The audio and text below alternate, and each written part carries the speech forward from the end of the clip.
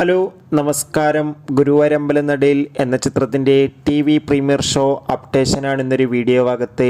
വീഡിയോയിലേക്ക് മുൻപ് video like ചെയ്യുക, ചാനൽ സബ്സ്ക്രൈബ് ചെയ്യാൻ വേണ്ടി ശ്രമിക്കുക.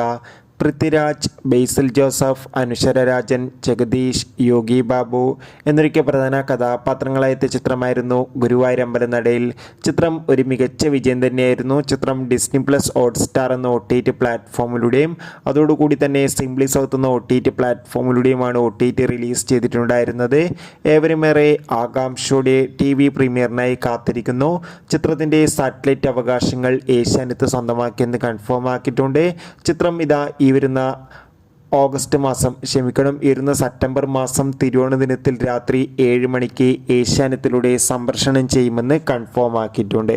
എന്തായാലും നമുക്ക് ഗുരുവായൂരമ്പലനടയിൽ എന്ന ചിത്രത്തിൻ്റെ TV പ്രീമിയറിനായി കാത്തിരിക്കാം.